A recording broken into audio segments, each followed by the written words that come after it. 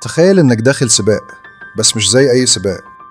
في ناس بدأت قبلك بمسافات، ناس اتولدت في بيئة أسهل، فرصهم جاهزة وطريقهم مفروض.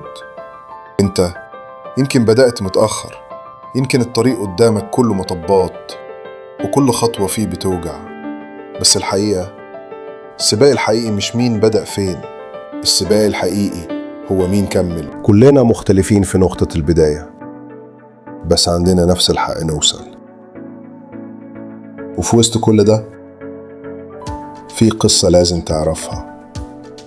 كريس جاردنر، شاب أمريكي كان بينام في حمام محطة مع ابنه الصغير. مفيش بيت، مفيش فلوس، مفيش أمل ظاهر، لكنه ما استسلمش. كان بيشتغل الصبح، يذاكر بالليل، يلف على مقابلات شغل وهو لابس هدوم مش مكوية، ويبص لابنه الصغير ويقول: أنا مش هسيبك وهنتصر على الحياة دي. وبعد سنين تعب اتقابل في شركة استثمارية، وبعدها بقى مليونير. بنى شركته وبقى مصدر إلهام للعالم كله.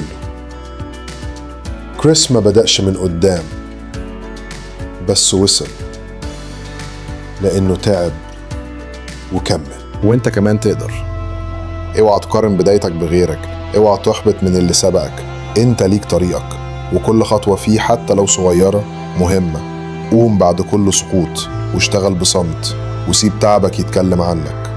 افتكر دايما، اللي بيتعب هو اللي بيوصل. القصة دي حقيقية، وحياتك انت كمان تقدر تكون قصة حقيقية. بس ابدأ واتعب وما توقفش، وصدقني هتوصل.